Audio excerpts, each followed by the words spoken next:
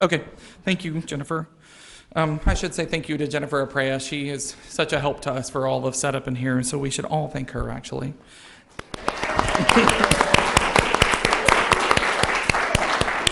Thanks for everything. And welcome back for the afternoon portion of our program. And the program this afternoon will go with the 2 lectures that happen down here. And then before the third part of our program in the afternoon, I will ask everyone to move upstairs, and there will be programs for that part of the program on the table as you exit. Also, please, can I remind you to silence your cell phones at this time? So for our first presentation for the afternoon portion of the program, we have Kenneth Andrian, and he is the Edmund J. and Louise W. Kahn Chair in History and Colonial Latin American History here at SMU. Professor Andrian received his PhD in history from Duke University, and he specializes in colonial Latin American history, focusing specifically on the Andean region from the 16th to the 19th centuries. His focus recently has broadened to place the history of colonial Latin America within the context of the early modern Atlantic world. He has written Crisis and Decline, the Viceroyalty of Peru in the 17th Century. His most recent book, which was co-authored with Alan J. Keithy, thank you, is The Spanish Atlantic World in the 18th Century, War and the Bourbon Reforms, 1713 to 1796.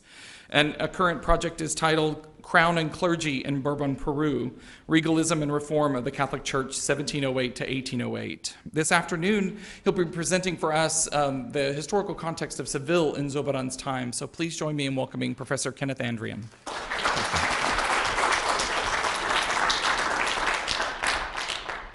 Thank you. Thank you, Scott, for the kind introduction, and thank you all for coming. It's a pleasure to speak with you, as always, and especially a pleasure to speak with you about Seville, which is a city I first went to in 1975, and I've been going back to almost every year since. So it's a place that I know well and a place that I feel very strongly about. But I have to say, that Seville is not the city I first arrived at. It's now a kind of gleaming tourist spot, you know, and it's just, they have a tram going down the center of town. I mean, it's just unbelievable, because when I first went, one of the common remarks that people made in Seville was, Sevilla, Sevilla, que maravilla, y que porquería, which means, Seville, what a marvelous place and what a pigsty. The Sevillanos have a certain sense of humor about their city. And part of the reason for that was there were certain things that didn't quite work in the 1970s. One of them was the litter box system. There weren't bottoms to the litter baskets, so you duly put your litter in the basket and it would fall on the ground. The other problem was that people just you went to a bar. There was a little place near the cathedral called Bodegón Pez de Espada, and people would just sort of eat their tapas, and whatever was left, they just sort of throw on the floor. And that's not the case any longer. On the other hand, the Sevilla of the 1970s is much more like the Sevilla of the 17th century than the sparkling city you see today. Sevilla was a very crowded and complicated place. It was supposedly founded about 2,200 years ago by the hero of Greek mythology, Hercules. The Spanish have always had a strong affinity for Hercules, and they believe that the pillars of Hercules were the Straits of Gibraltar. And when they had the Retiro Palace, when Philip IV constructed the Retiro Palace, he had a large central receiving area called the Hall of the Realms. And on one side were the battles of the victories of the Habsburg kings, and on the other side were the trials of Hercules. So there's this long affinity with Hercules. Under Roman rule, Seville was known as Hispalis, and it also had a nearby town of Italica, which you can see today in ruins. It was established by Publius Cornelius Scipio in 206 BCE as a place for veterans of the Punic Wars to settle. They were awarded land and allowed to settle in Italica, so it was an important city. Here we have the amphitheater at Italica, and also the Roman mosaic. Now, after Roman rule, Seville was overrun, first of all, by the Visigoths, but then in 712 CE, Muslim invaders from North Africa captured the city. And it became one of the capitals of Muslim Spain under the Umayyad, Almoravid, and Almohad dynasties. And here we have the Almohad Giralda. Oops. The Almohads were a very strict and austere religious order, and as a civilization, and as a consequence, the Giralda is the only element existing from that period, from what had been the mosque in Seville. Here we have the Alcázar, which is actually mostly constructed in the 14th century, and it's a kind of mudéjar, a mixture of Muslim and Christian architecture. And here we have the interior of the Alcázar. The Alcázar is literally the residence of a king. And so when King Felipe comes to Seville, he'll stay in the Alcázar. In fact, in my first trip in 1975-76, Francisco Franco died during that time period, and Juan Carlos I was made king. He was sworn in as king, and he made a visit to Seville. Now, the Alcázar is very close to the Archivo de Indias, which is where I used to do my work. And I don't think the people in Spain were quite used to having a monarch. It had been a long time since they'd had one. And so they had a band outside the Alcázar. And every time the king appeared, they'd play the national anthem. And so if you're trying to work in the Archive of the Indies, every time the king sticks his head out the window, they're playing the national anthem, which is a curious situation. The Spanish national anthem has no words.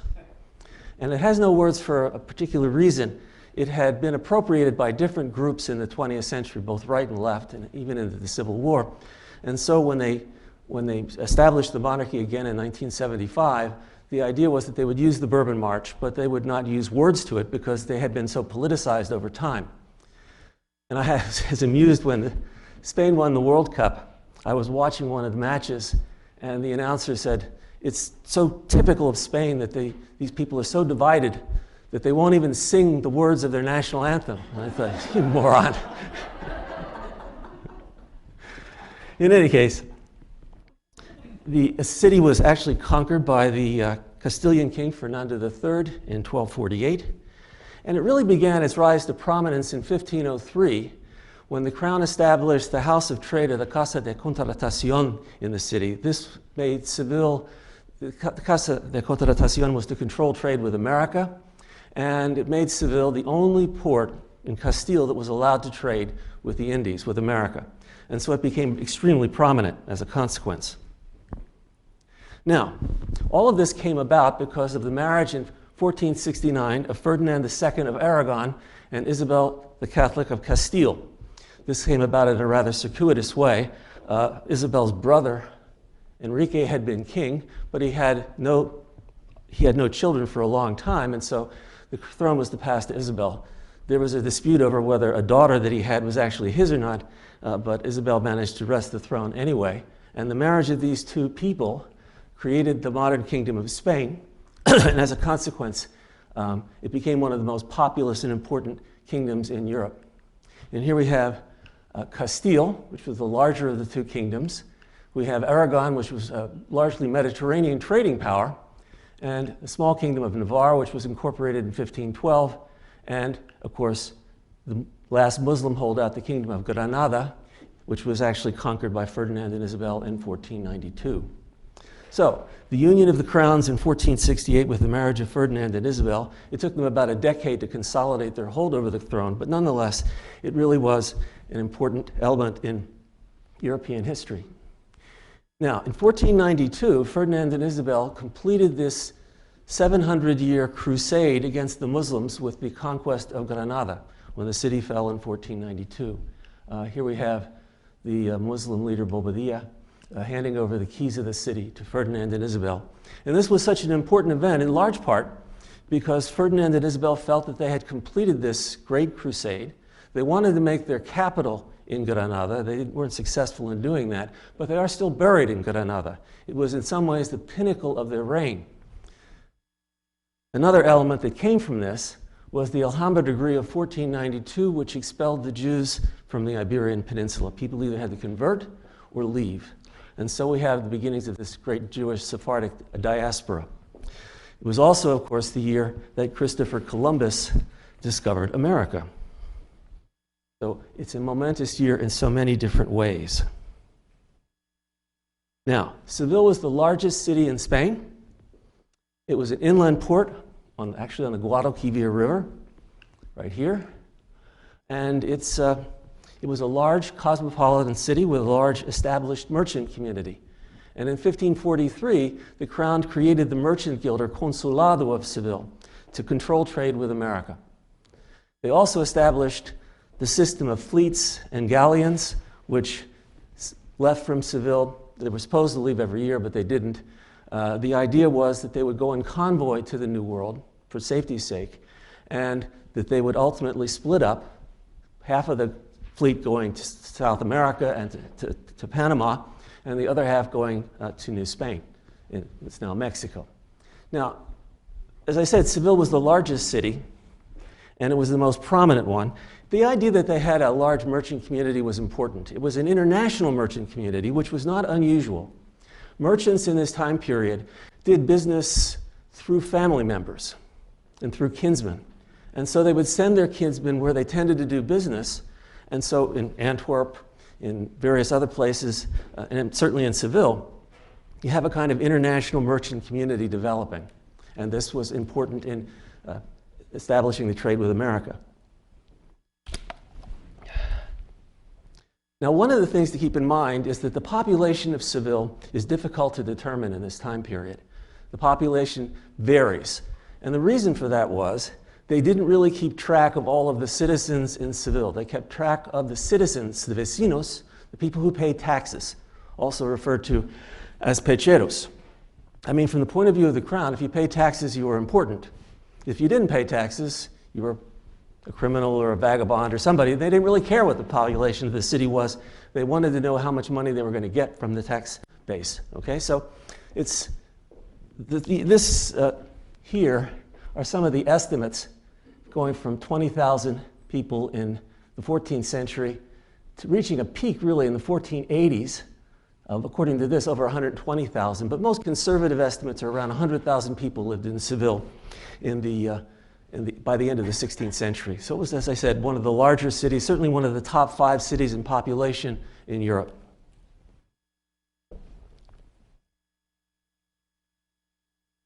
Now this shows you the imports of registered silver and gold coming from America between 1492 and 1810. And what you see is, first of all, silver is a much more important metal than gold is. And this gold here, this increase, is largely responsible. What's responsible for that increase in the 18th century is the discovery of gold in Brazil and, to a lesser extent, in northern South America. But silver was really the lifeblood of the Spanish Empire during this time period. And these are the pieces of 8 pesos de 8 reales.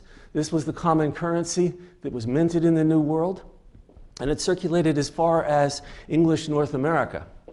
In fact, if you have a quarter, 25 cents in your pocket, that's 1/4 of a dollar, which was considered to be 1/4 of a peso de ocho. And sometimes people even refer to a quarter as 2 bits. Well, 2 reales. Now here we have the tomb of Christopher Columbus, which is in the cathedral in Seville. There are many disputes about where Christopher Columbus is buried. He was originally buried in the Caribbean, but his remains, according to Spanish tradition, were moved ultimately and rested in Seville, in the cathedral. And they actually did some DNA testing on this, and they found that what was left, what the remains there were of poor Christopher Columbus, the DNA matched some DNA that they had of one of his kinsmen. So the idea is that probably he is, in fact, has reached his final resting place in Sevilla. Seville was also an Atlantic port city, an important one. It was the only port city allowed to trade with the Americas until 1717, when the official center was moved to Cadiz. And there's a kind of long-going myth of why this happened. And the myth states that the Guadalquivir River had silted up, and it was no longer as navigable for ocean-going vessels. But actually the Spanish crown did a study in the 18th century, late 18th century, and found that it was perfectly navigable. But the idea was that they wanted to move the port, the trading center to Cadiz, because so many foreign merchants had gained control over the legal trading system. They supplied many of the goods that were actually sent through the legal trading system to the Americas. And as a consequence, the idea was if we move the city, we move the trading center, maybe we won't have so much foreign control, or at least that was the thinking behind it. So as a consequence, we have Seville being an important Atlantic port city, and remains so really until the 18th century. Now, this is just a 16th century map of the city. It shows the various gates. Here's the gate of Triana and the gate of the Arenal. This is important because this area in the 16th and 17th centuries was one of the centers of prostitution in Seville. A lot of the sailors coming along from the Guadalquivir River here would seek companionship in this area of Seville. We'll talk more about that in just a minute. Now, Seville in the age of Zurbarán was actually in decline. There was a major epidemic in 1649, and as much as some estimates say half the population died. So it was not a city that was thriving any longer. On the other hand, it was still an important commercial center and a center of the arts as well. And this famous Pícaro, from a sort of rogue from Spanish literature, Guzmán de Alfarache, said of Seville, "Silver ran as freely as did copper in other parts." So it still had this reputation of being a major center during this time period. And here we have the various gates. This is the Postigo Gate near the post office. Here we have the Macarena Gate during Semana Santa, where they had these great processions throughout Seville. One of the most impressive of them leaves from the church of La Macarena. And here we have the Cathedral of Seville and the Archivo de Indias, where I spent many, many hours over the years doing work on my various projects. It was actually built in the 16th century, but it was made the archive for all of the papers dealing with America in the late 18th century by King Charles III. And it remained the archive. This building remained actually the archive until the last 15 years or so, when they moved the actual Sala de Investigación, where people like me work, to a Renaissance palace across the street. But the documents are still stored here. And the last time I was in Seville, it was National Archive Day, and so the director of the archive took a number of us through the whole archivo, and we got to play around on the roof even, which was a first for me. I've been going there for 40 years, but never got on the roof before. And here we have the Tower of Gold. This was actually constructed, and they had a chain that went across the Guadalquivir River to restrict commerce. This was when the Muslims controlled the city. And ostensibly, they had this big chain to try and stop people from coming up and down the river unless they had clearance to go. But today, it's simply a kind of tourist attraction, and quite a nice one. And here we have the City Council building. I love this picture because it's symbolic of what happened to Spain in the 17th century. It was constructed beginning in the 16th century, and if you look at this here, this is all elaborate carving work. And by the time you get here, they ran out of money. It's sort of, as I said, symbolic of what was happening to Spain in that time period. Now, the city of Seville had a very sort of hierarchical social structure. And at the apex of this social structure were the members of the nobility. Many of these members of the nobility had received their wealth by participating in the reconquest of Andalusia from the Muslims. And as a reward, they were often given large estates in Andalusia for their participation in the war against the Muslims. And so as a consequence, traditionally, the nobility, their principal activities were warfare, politics, religion, and of course, land ownership. Trade was largely viewed as something beneath them, okay? The nobility weren't engaged in commerce, okay? This was mostly the preserve of people of the lower nobility and the middle classes. Now, this changed, however, with the discovery of the Indies, because people recognized that you could make a tremendous amount of money in trade now. And as a consequence, commerce became much more legitimate.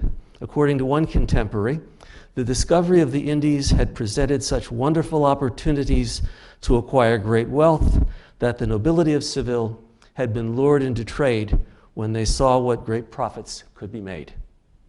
So, in many cases, what the members of the nobility did was to sell the produce of their estates and have these foodstuffs sent to the Americas. And when the Americas began to grow its own food, they still sent food, and they still sent olive oil and various other commodities.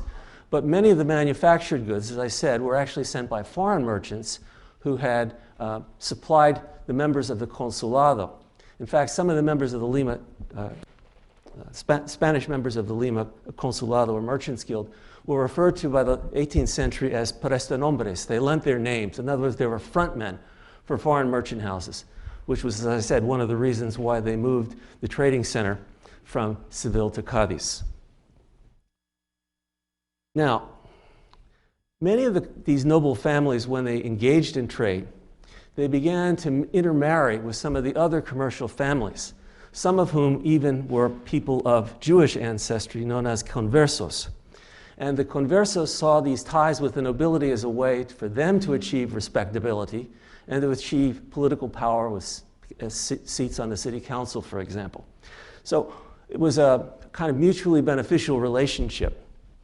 Now, as I said, the nobles ultimately became involved in politics, the members of the southern nobility, and many of them actually moved their residences, at least part of the year, to Madrid when King Philip II made Madrid the capital of Spain. His reign was between 1556 and 1598. So this is the time when Madrid becomes the capital and people begin to, in a sense, move to where the power is in Madrid. Philip II was unlike his father. His father, Charles I, was very peripatetic. He moved all across his various kingdoms. He had no capital, no fixed capital.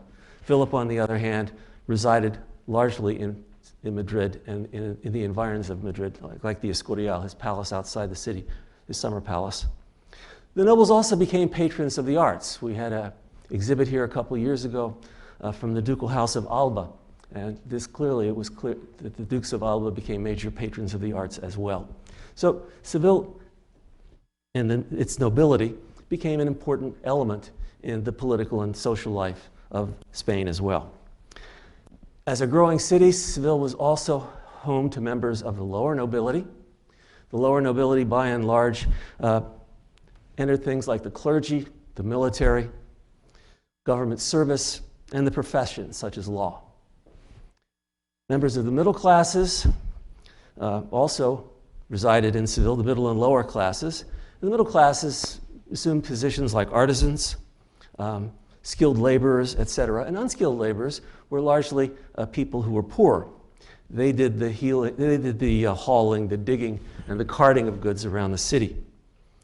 Seville was also home to the people who were of Muslim descent, the so-called Moriscos, about 6,000 of them living in Seville by the end of the 16th, early 17th century. And they were kind of social outcasts. They still adhered to certain aspects of Muslim culture, even though ostensibly they had converted to Christianity. There was always a great deal of suspicion on the part of the so-called old Christians in Spain that the people who had converted from Judaism to Christianity or converted from Islam to Christianity would backslide into their old faiths, that their conversions were not sincere. So as a consequence, the Holy Office of the Inquisition was there to police the sincerity and the purity of the faith among its various believers. Seville also had a large slave population. Some of them were slaves imported from Portuguese Africa, but some slaves were imported from the Americas, indigenous slaves. Now this indigenous slavery was outlawed in 1542, but you continued to see people walking the streets who were of an indigenous ancestry and who bore the marks, the branding of slaves. So as a consequence, the city continued to be a place where slavery existed. Now, we've talked about the nobility, the respectable classes. Now let's talk about the prostitutes, the thieves, and the beggars. In the age of Zurbarán, Seville was a city teeming with a large underclass of vagabonds, beggars, criminals, and thieves, and prostitutes. People were referred to as gente del hampa, in other words, the underworld. So as a consequence, Seville was a city, as I said, filled with people who were less respectable. Now, one of the reasons for this was the city government was corrupt. It didn't have the resources to be able to police the city very effectively. And so there were certain parts of the city that were literally centers of criminal activity. In some cases, the police and the criminals worked in conjunction with each other, both benefiting from these illicit activities. For example, beggars had to register once a year to be licensed to beg in the city of Seville. And they would go to this place, the Hospital de la Sangre. The Hospital de la Sangre, usually about 2,000 people would appear there every year. The date usually was on April 29th. And sometimes you get people who were deformed or who were unable to work, but sometimes you get perfectly healthy people. And usually the authorities would turn them away and not license them to beg. On the other hand, begging as a kind of profession became institutionalized through this kind of an arrangement. Only the aged and, as I said, people with deformities were actually given licenses to beg. By the way, when I first went to Seville in the 1970s, under Franco's regime, one of the things that happened was everybody worked. And even if it was just selling lottery tickets, people who had physical deformities, obviously, that resulted from the deprivation after the Civil War, still sold lottery tickets and still populated the streets of Seville. And I can still remember the shouts from the lottery ticket salesman. Was part of my sort of early experience in Seville.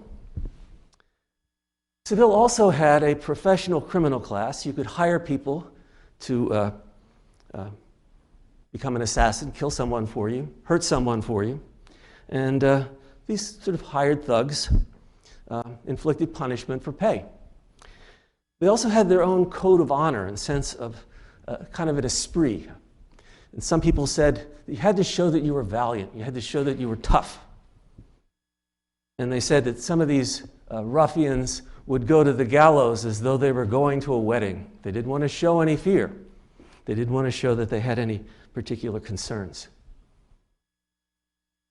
Now, one of the places where criminals liked to hang out was the so-called Corral de los Olmos, the Corral of the Elms. Now, this is right outside the city cathedral, and right now it's the Plaza Virgen de los Reyes, but this was infested with food stalls where some of the lower class people would get their meals, and many of the people who populated this area and went to patronize these food stalls were criminals who also hung out here because, in part, this was still protected ground. You could receive refuge here. That is to say, you couldn't be prosecuted by the police. Okay, so it was had a kind of practical element as well. The other area where criminals and prostitutes consorted was here in the Patio de los Naranjos. This is also sacred ground, and the police couldn't enter and pull you out if you were a criminal. So basically what people would do is wait until dark, they'd leave the patio, go commit whatever crimes they wanted to commit, and by daylight they'd be back and were protected from the law once again. It's hard to think of such a serene place today being just overrun with criminals of one sort or another. Here we have the Patio de los Naranjos again. But it was sort of a classic thing because people could seek sanctuary in this sacred ground. Now,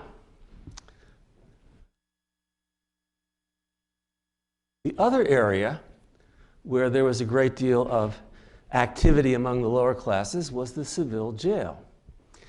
According to some accounts, there were between 1,000 and 1,800 people in the jail. Now, you have to understand that jails are not like prisons today. First of all, the state didn't usually provide you with all the food and clothing that you needed, so you had to get it from outside. And so all around the Seville Jail, there were food stalls. And members of the family, lovers, brothers, sisters, wives would come into jail, they'd buy the food and take you your food for the day. So it became a kind of an area surrounded with all kinds of activity. People would sometimes leave the jail as well, because it wasn't very well policed. If you think that's unusual, in one of my classes, I talk about the Shining Path guerrilla movement in Peru. And the Shining Path actually took over the major jail on the island of Callao. And they would march in formation, and they would get food in and out, and they would get weapons smuggled in and out. So the idea that prisons are a little more porous than they are in the United States today is something that was part of this larger Hispanic tradition going back to Seville in the 16th and 17th centuries. Now, the other area where there was a fair amount of criminal activity was outside of the city gates of Seville, the so-called Campo de Tablada, and one in particular, this inn, the Venta de la Bargueta. It was a place where there were often fights between different gangs. And so there was a lot going on here. This is actually a 19th century sort of postcard view of it, but nonetheless it had a tradition going all the way back to this earlier period. Now, as I said, houses of prostitution were outside the Arenal and Triana gates, and they were largely shacks. Most of these places were licensed with the police, and they serviced, as I said, everything from Seville's upper classes looking for companionship of one sort or another, or sailors coming in and out of the port. So this was the area between these two gates going down to the river where much of this prostitution took place. Now, artists were valued in Seville. They were patronized by various wealthier groups. But we have to understand that we think of an artist today as being someone of rather high status. But really, in the 16th and 17th centuries, artists were viewed as less important than people who made tapestries. In fact, they would frequently ask artists to draw the sort of the pictures that would ultimately be woven into the tapestries. And it really wasn't until the 18th century that artists such as Francisco de Goya Lucientes refused to do this anymore, draw these so-called cartoons for the tapestries. Now, artists also took commissions that were often on a very short contract. So you'd be asked to produce a lot of paintings in a short period of time. And so as a consequence, artists such as Zurbarán had people working in their shops, working in their studios, who were apprentice artists, and who were people who would work under the direction of the master artists, in this case, Zurbarán. They could make money, they'd learn the craft, and hopefully then they could open up their own shop themselves. So all of this, I think, is part of this whole idea of what it meant to be an artist in the 16th and 17th centuries. The wealthy nobles of Seville served as patrons. They're the people who were the consumers of art, whether they lived in Seville part-time or in Madrid part-time. And they would issue contracts to some of these key figures. The other great patron of the arts was the church. The church, in a growing city, was expanding. And as time went on, the number of religious houses would often make commissions to major artists, such as Zurbarán, to create a certain series of paintings for their buildings. So in 1626, for example, Zurbarán signed a contract with the prior of San Pablo el Real, a Dominican religious house in Seville, to produce 21 paintings within 8 months. 17 of those 21 were to be pictures of the life of St. Dominic. Now, his success in meeting this contract was one of the things that helped establish his reputation as an artist. And in August of 1628, he received another contract to produce 22 paintings for the monastery of La Merced, to be completed by 1629. So you can imagine the frantic activity that was going on in his studio with his various apprentices and other artists who worked for him. And so he probably had 6 or 7 of these people working for him at any given time. It was the only way he could produce this volume of painting in such a short period of time. And sometimes things worked well, and sometimes they worked less well, which is why it's difficult, first of all, to establish the authenticity of some of these paintings, because they may not have been produced entirely by the artist himself. But secondly, some of the quality sometimes suffered when they had a short term to produce a large volume of paintings. Here we have one of the contract paintings for St. Dominic, the life of St. Dominic. And here we have St. Peter Nolasco revering or recovering the image of the Virgin of Puig. And this is one of the things that in the catalog, Jonathan Brown in his article points out that the sense of perspective is a little bit missing here. You've got these figures here in the front, but you've got other figures in the back that just seem to fade off. You don't see much of their bodies, and they're much smaller. So this was an area, according to Brown at least, where the artist's images suffered, his sense of perspective suffered. As opposed to this, the apparition of St. Peter to St. Peter Nolasco, the founder of the Mercedarian order. St. Peter, as you probably know, was crucified upside down. And one of the things that Brown likes to talk about is that, first of all, if you look at this, his eyes are sort of bulging, as they probably would have if he were crucified upside down, and the blood is clearly rushing to his head because he's upside down. And he also points out the fineness of the draperies of Peter Nolasco's robes. So the artist existed in a city. The city was a teeming city, large, people from all over the world congregating there. And this was Seville in the 16th and 17th centuries, in the age of Zurbarán. Any questions?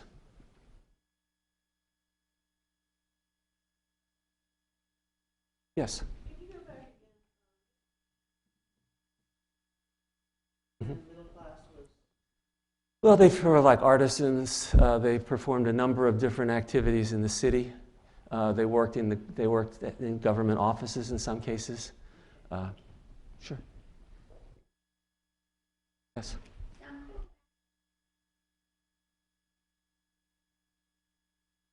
I'm sorry?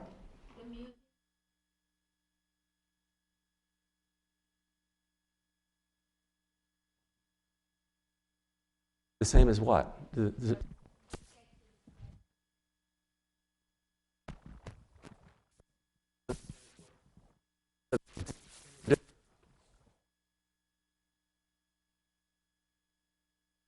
I don't.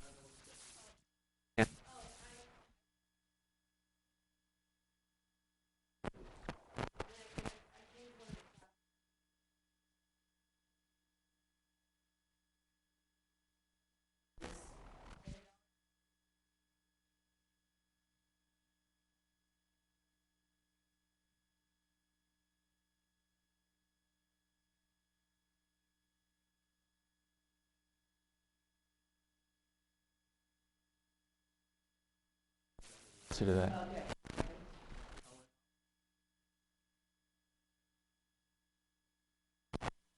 Okay, well, thank you very much.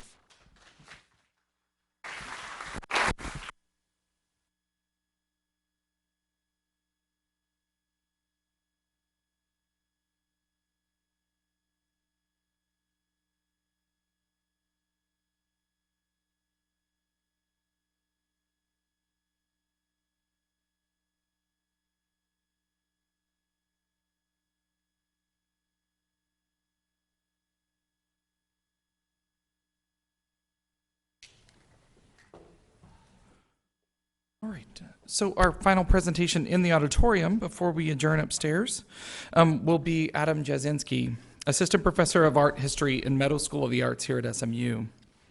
Professor Jasinski received his PhD from Harvard University, specializing in 16th and 17th century visual culture with a focus on Spain and Latin America. He has received fellowships from the Center for Advanced Study in the Visual Arts, John Carter Brown Library, Casa de Velázquez, and Via Itati. His research examines the tensions that arose at the intersection of portraiture and religious imagery, and of orthodox and popular forms of making and engaging with visual culture.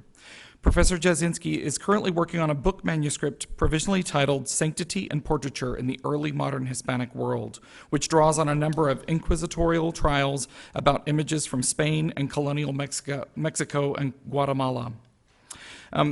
Professor Jasinski has recently wrapped up a 6-week lecture series on Zurbarán here at the museum that was very popular, and so we know he's well equipped to speak to the art historical context of these objects, which you all have been asking about all day long. So please join me in welcoming Adam Jasinski.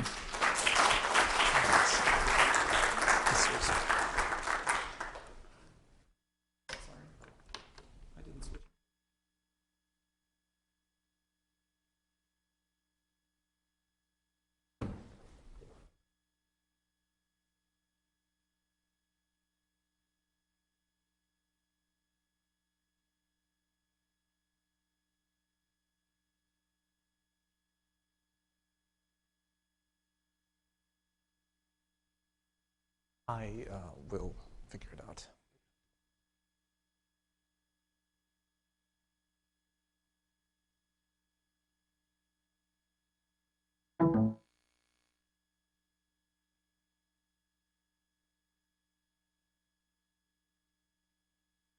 Let me just try to figure out which plug goes where, so bear with me. Jennifer rushing to the rescue. Thank goodness for Jennifer. Oops, sorry. Thank you. And is this volume all right? Can everyone hear me well? Yeah. No, not very well. Okay, Jennifer will again turn it up. And this is off.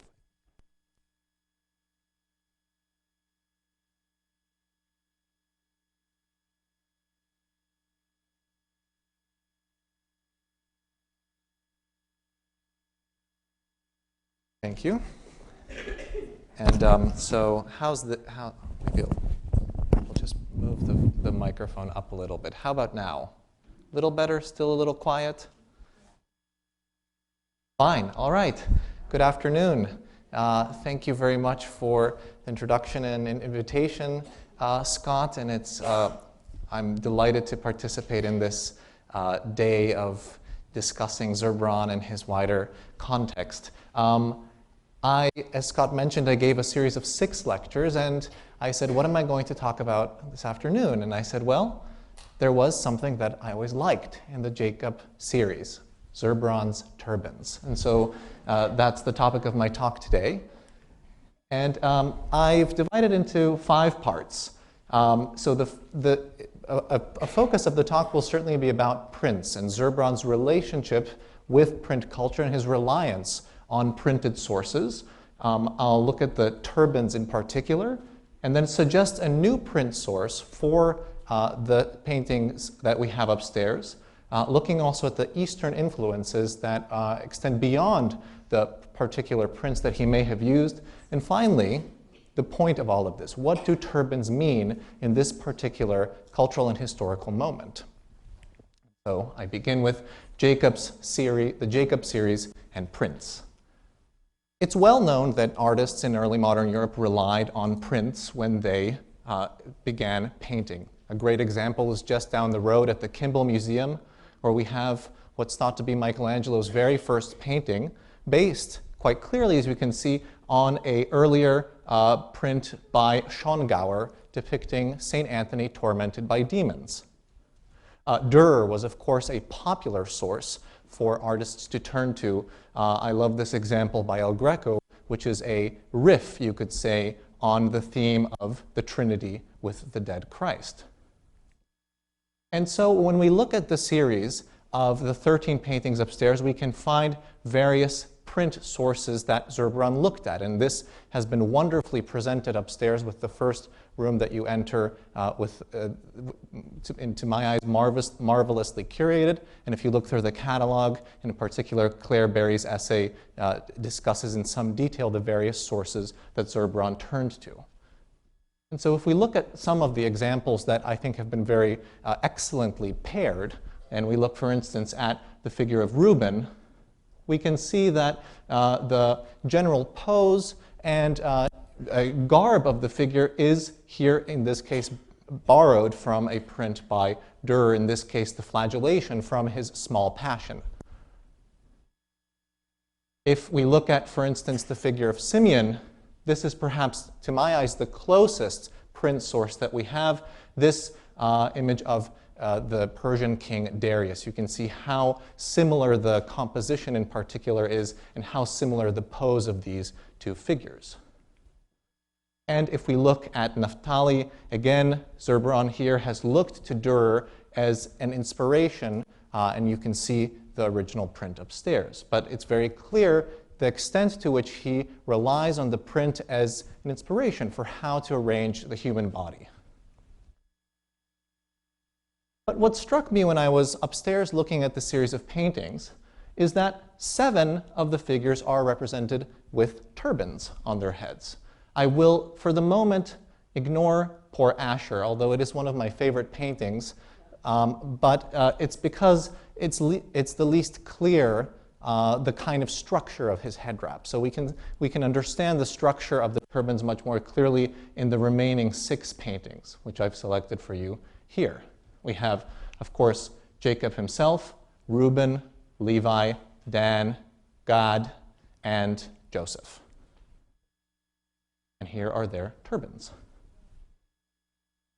If we look, for instance, here at Dan, we see a typology of different turban types drawn from various Ottoman and Persian examples. And in reading about turbans, it's difficult to establish a precise typology of turbans as historical objects. So these are types of head wraps that changed throughout history very much. They have, of course, antecedents that much precede the 17th century, but Zurbarán is here presenting a kind of plethora of different types that may have been available and worn, while, of course, in some ways adapting them and misrepresenting them at times as a person from a completely different social and religious context. But if we look at the example of Dan, we can see that this is in some ways quite similar to a turban type from both Ottoman and Persian contexts, which is composed of a wool or felt cap, in Ottoman Turkish called a kulak, which in Persian is the word that's generally used for cap, wrapped with a length of white fabric, as you see here. These types of turbans were marvelously imitated by, for instance, armor makers. This is a famous example of a turban-shaped helmet made in Italy in the 1540s. So you can see that these types of objects capture the imagination of Christians, and this is an excellent example of that. And you can see here another type of turban of the same category with this central hat wrapped in an enormous volume of fabric in this well-known image after Titian representing Suleiman II.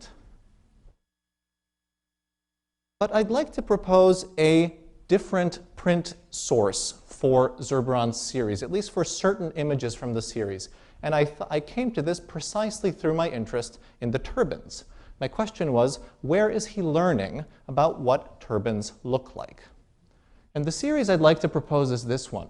Melchior Lorck, a Danish artist who traveled to Istanbul, the seat of the Ottoman Empire, and created a series of 127 woodcuts in the 1580s that represented a kind of fanciful, but also to some extent very similar representation of life in the Ottoman capital. And these are, for the most part, single figure woodcuts representing people from various walks of life, you could say, in that city. I love in particular this image of a woman playing an enormous harp. So if we look at Reuben, for instance, I think you can quite clearly see Zurbarán's indebtedness to this image of a bearded archer.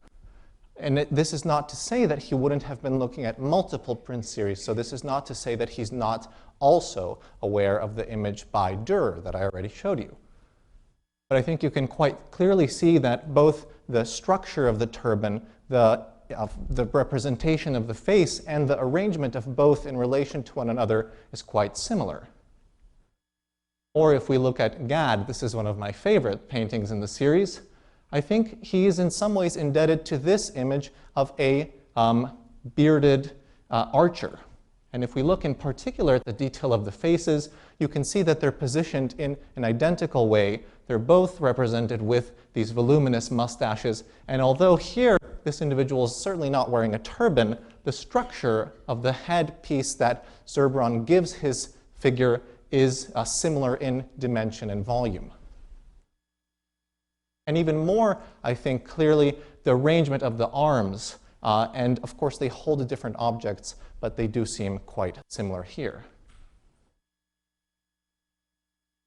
And if we look at the figure of Levi, again, I think that Zurbarán is looking to a particular print in this series, which is his representation of a blood relative of the prophet. And of course, he is not slavishly imitating these images. He's using them as the starting point, as the inspiration for how to arrange a figure which has Eastern provenance. You can see, I think, very clearly how these hands emerge from behind the turned shoulder of these figures, and in general, how the figures are turned away from the viewer, although here Levi looks back at us, whereas this individual is walking away.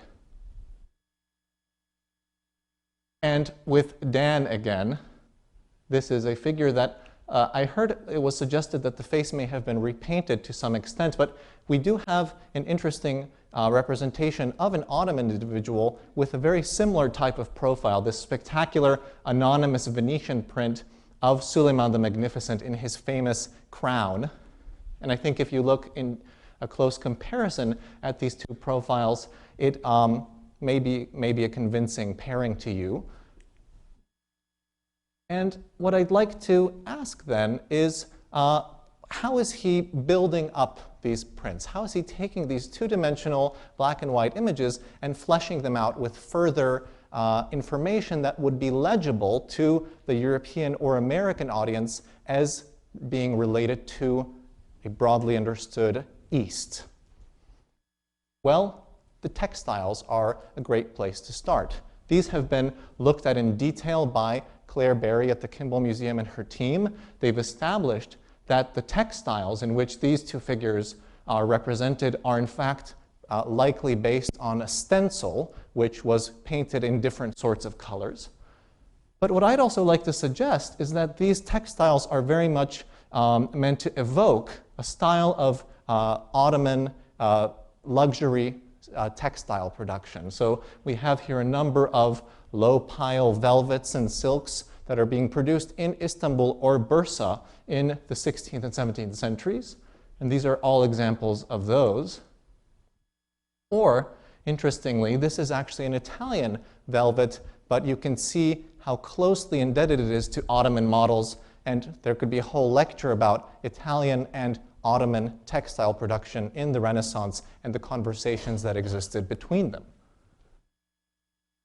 You can also, this is a wonderful example I found in the collection of the British Museum, which is an arabesque, an ornamental detail, where I think you can see again quite clearly the kind of ornamental logic of this type of cutout ornamentation and the type of stenciling that Zurbarán has used to evoke a sense of an opulent Eastern textile here. Even here in the ornamental detail that Levi has, this is Levi, yes, has atop his turban, we find these types of objects being actually worn on real turbans. They're known as either aigrettes or sarpech. And this is a 19th century example, but you can see that this is how these types of objects would have been worn to further embellish and mark the turban as an object of particular prestige. This is an early 18th century watercolor held in Istanbul, a representation of Sultan Mustafa II.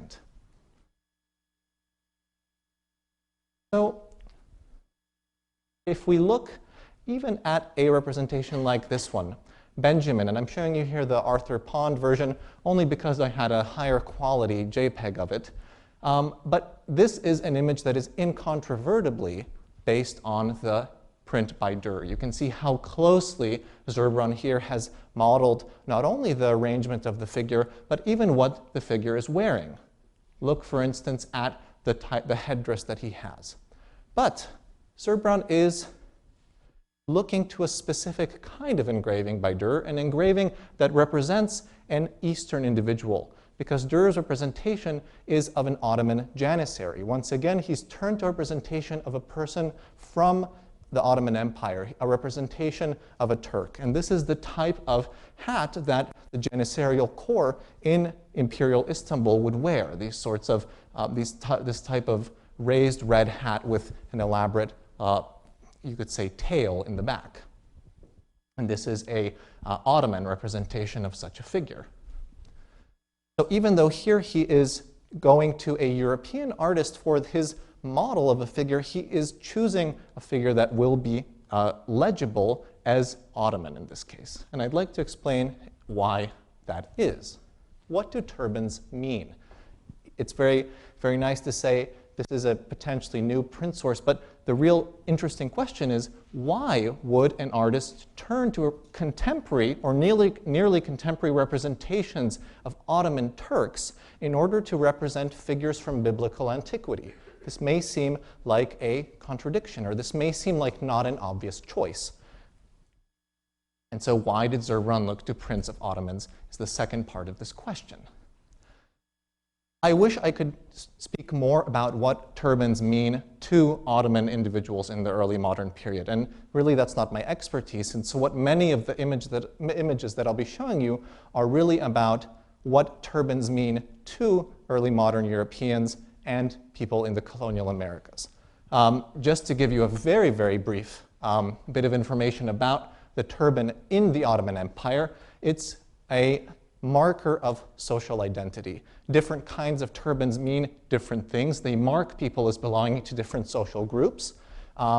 It would be highly unusual to find a man without a turban in the Ottoman Empire, and they follow people through their whole lives until death. This is a particularly famous example of a type of funerary sculpture that is prevalent throughout the Ottoman Empire, where men's tombs are crowned with turbans, this particular example being over 9 feet high.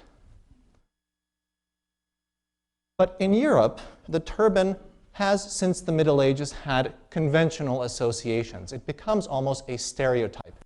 One scholar, Heather Mader, has said the conventional use of the turban creates a composite extra-historical symbol of evil. And the image she's talking about is this one, Durer's Martyrdom of St. John, where these two figures that preside over the execution of the saint are indeed represented wearing turbans.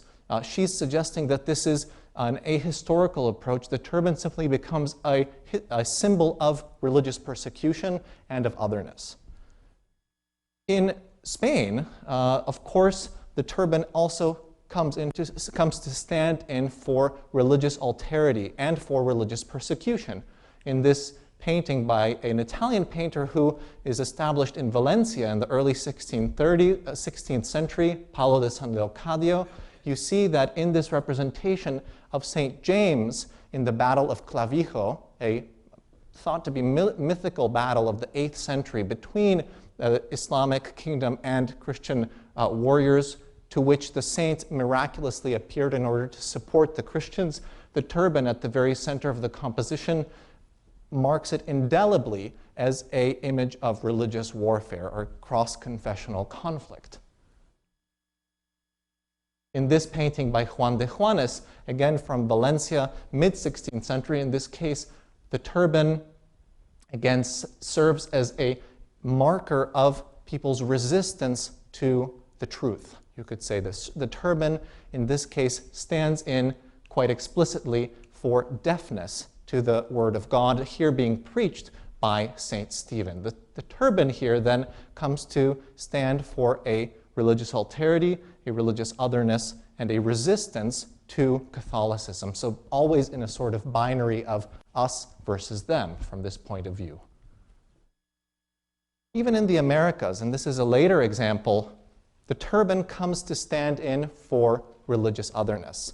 This is an example that I really love. It's attributed to the painter Marco Zapata, and it's a representation of St. Ignatius trampling the heretics. And if you look at the details of these individuals' turbans, they are identified as Luther, Calvin, and Ecolampadius, a lesser-known reformer. But here we have Protestants, Luther and Calvin, being represented with turbans. It's exactly what Heather Mader said. From the Catholic point of view, the turban is a representation of evil, right? But it's not only that. It's not always that. The turban also becomes a sort of form of playful masquerade. Again, the principle is, of course, of otherness, of difference. This marks someone as different than, the assumption is, than me, than the Catholic me.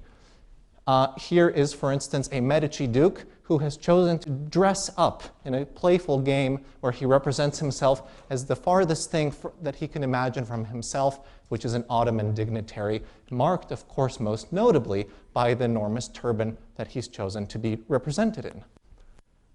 Or this is an example I really love. Maybe some of you will remember these sorts of playful portrait miniatures, which come with mica sheets that you can then take and pick up and overlay on top of your miniature portrait in order to dress it up, therefore adapting and taking on a completely new identity. Here the turban is not a sign of hostility. The turban is not a sign of interreligious warfare or conflict or threat to the integrity of Catholic countries. It's something absurd. It's something silly and playful, but always through the lens of difference and otherness.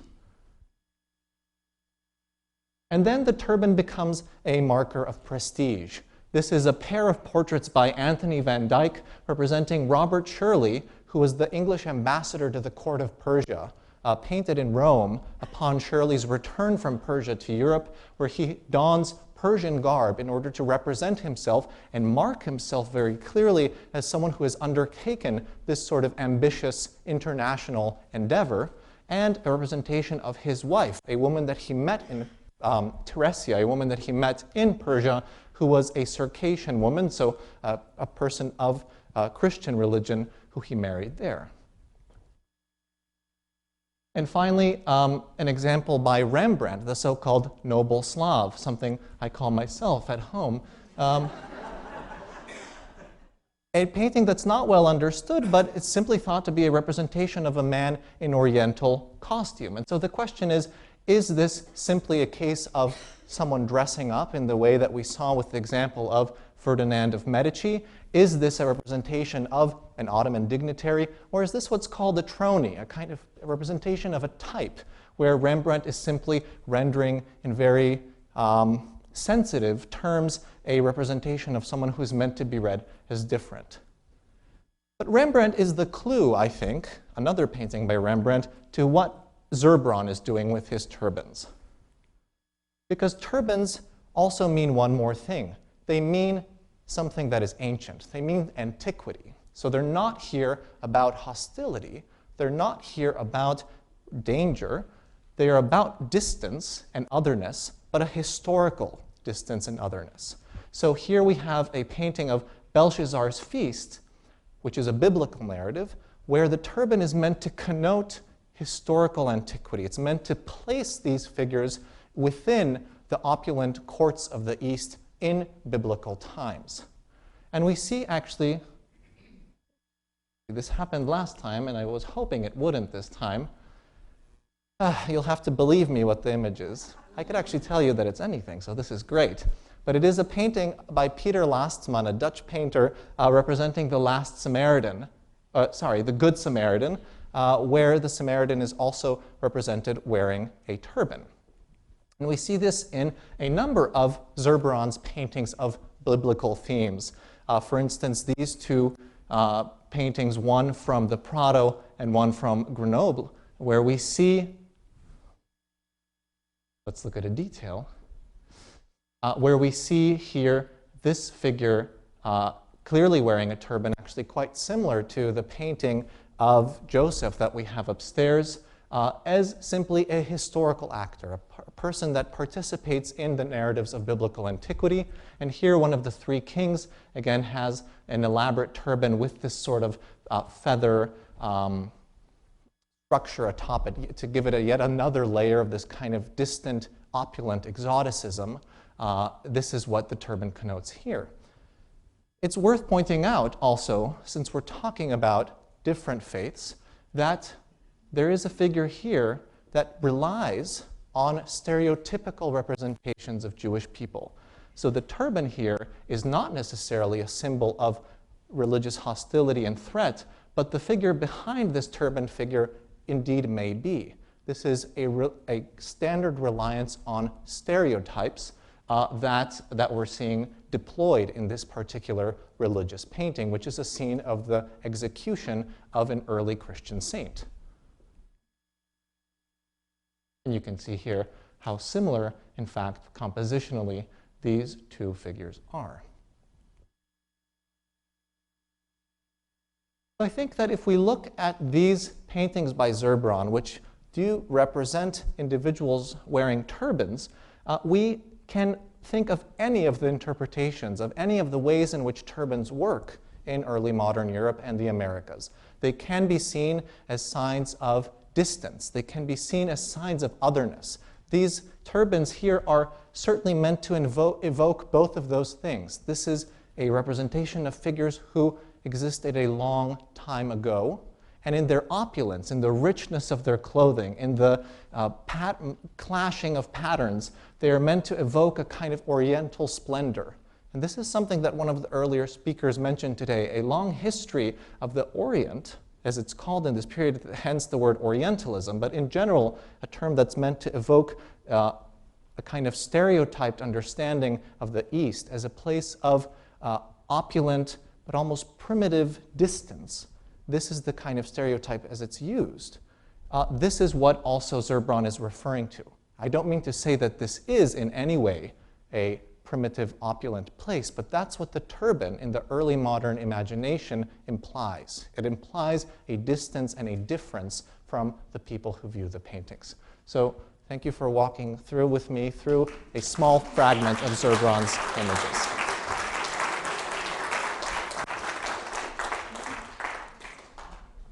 And I'm also happy to take a few questions.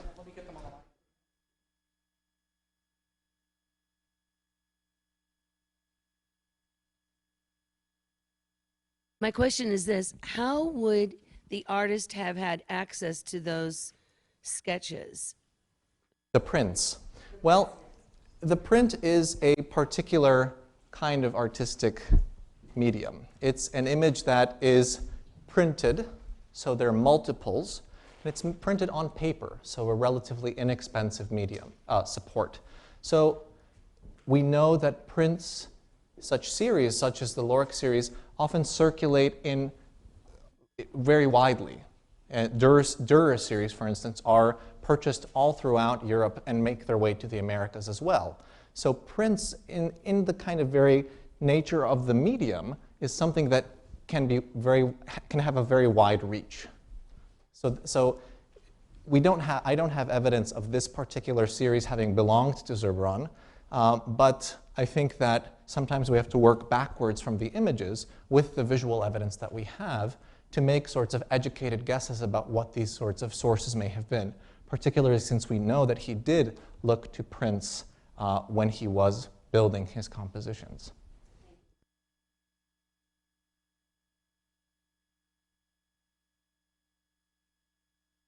Very interesting to me to hear your dissertation, urban and historical, but to me it reads almost like religion, and I say that because I hear a very clear religious message coming out of Zurbarán when he painted the Hebrew tradition in the middle of the Inquisition and all that we know about it.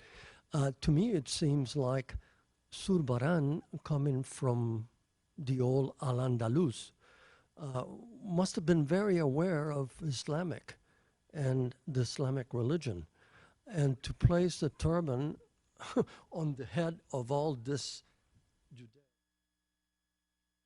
prophets. It's amazing to me. I think it's almost another tip to religion. So perhaps I could introduce a section of the top, and you'll see all my draft slides here. And I'll turn to a couple of slides that I thought would be too long to address, but I'd like to show you now that you asked me this question. Sorry. As you can see, I played around with title slides for quite a while. Do you mind if I hit the lights? Oh, Scott is in charge.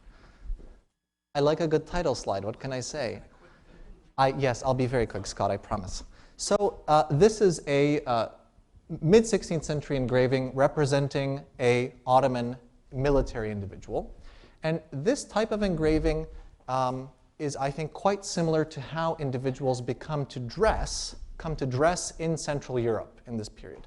People have often wondered, I'll show you a few examples. You can see how similar the structure of these garments is. People have often wondered, why do people in Christian countries like Poland, Lithuania, Hungary come to dress in a manner that's so similar to how the Ottomans are dressing in this period? Why would they look to these seemingly hostile fashions when developing what becomes a national garment? And there's an interesting explanation for that. The Poles and the Hungarians develop a kind of mythology of lineage for themselves, that they're descended not from Rome and Greece, but from Iran and Persia. But they're interested in a lineage that places them in those regions of the world in antiquity. So not in Islamic Persia, not in the Islamic Turkey, but in pre-Islamic times. But the way in which they know how to reference those regions is through fashions that exist there at that time. But you'll notice that none of the individuals represented there wear turbans. Again, because the turban in European imagination at this time so clearly comes to connote religious otherness. So it's interesting what you say about these figures being a reference to Islam specifically. And I wonder what Zurbarán's Seville would have looked like in the 1640s, because we are at that point 150 years after the Christian conquest of Granada. It's been a long time since there have been Muslim individuals in Spain who have not been forced to convert. Of course, there are people of Muslim descent living in Spain, but it's been a long time since you've had a Muslim majority in power in that place. So I think it's really referring to something that's very far away. It's almost imaginary. It's so different as to be in a completely different geographic and chronological realm. That answers your question. Yes. Yes.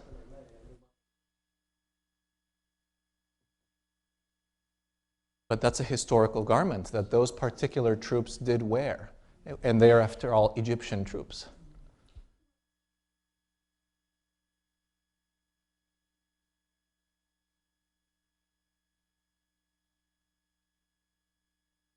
Yes. And even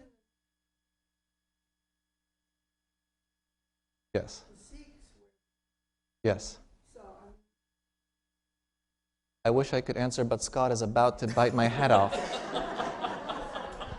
So this is on Scott, but thank you, yes, for that point. Thank you. No. Thank you very much.